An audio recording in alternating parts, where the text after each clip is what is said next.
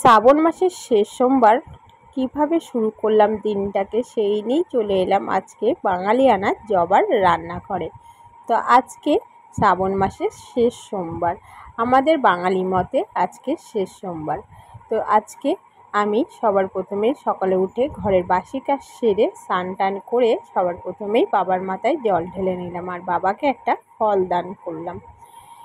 এবার সেদিন তো অন্ন খাওয়া যাবে না কোনো, সেই জন্য আমি এখানে ডালিয়া দিয়ে খিচুড়ি তৈরি করে নিচ্ছি। এক বাটি ডালিয়া নিয়ে নিচ্ছি, এখানে যে বাটির মাপের ডালিয়া নিচ্ছি সেই বাটির মাপেই কিন্তু আমি মুগ ডালটাকেও নেব।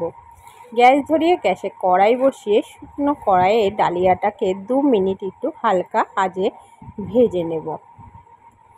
এবার ঠিক গন্ধটা ছেড়ে দেবে, ডালিয়ার কালারটা হালকা চেঞ্জ হয়ে এসেছে। ডালিয়াটাকে নামিয়ে নিয়ে সেই কড়াইয়েই কিন্তু ওই বাটিরই মাপে মুগ ডালও ভেজে নিয়েছি। নিয়ে ভালো করে ডালিয়ার মুগ ডালটাকে ধুয়ে নিয়ে কিছুটা জল দিয়ে ভিজিয়ে রেখে দিলাম।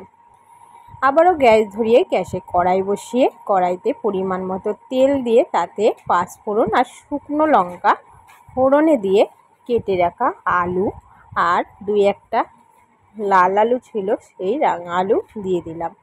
দিয়ে কেটে রাখা গাজরের টুকরো, বরবটি, বিনস, কুমড়ো এগুলি দিয়ে দিলাম। সবজিগুলিকে দিয়ে স্বাদ মতো নুন আর হলুদ দিয়ে ভালোভাবে হালকা করে ভেজে নিচ্ছি। তোমাদের ঘরে আরও কিছু সবজি থাকলে এখানে কিন্তু অ্যাড করতে পারো।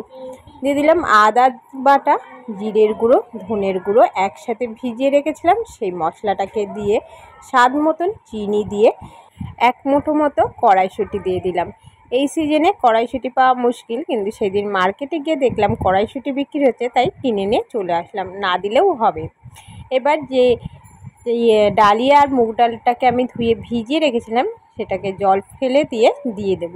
দিয়ে ভালো করে সবজির সাথে মিশিয়ে 2 মিনিট একটু হালকা আঁচে ঢাকা দিয়ে রেখে দেব। আঁচ কিন্তু মোটেও বাড়ানো যাবে না। এবার আবারও ভালোভাবে নাড়িয়ে চাড়িয়ে দিয়ে দেব কাঁচা লঙ্কা আর উষ্ণ গরম জল।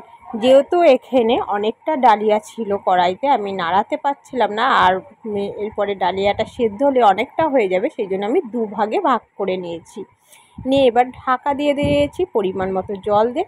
দেখে বোঝা গেল যে আরও একটু জল লাগবে, তো আরও 1 বাটি মতন আমি জল দিয়ে আবারও 5 মিনিট মতো ঢাকা দিয়ে দেবো। তো 5 মিনিট পর ডালিয়াটা কিন্তু খুব সুন্দরভাবে সেদ্ধ হয়ে গেছে আর পুরো রেডি হয়ে এসেছে। ওপর থেকে নামানোর আগে ঘি আর গরম মশলা দিয়ে ভালো করে মিশিয়ে নিয়ে নামিয়ে নেব। পুরো রেডি হয়ে গেল আজকের খুবই সুন্দর একটি ডালিয়া খিচুড়ির রেসিপি। ভালো লাগলে অবশ্যই কমেন্ট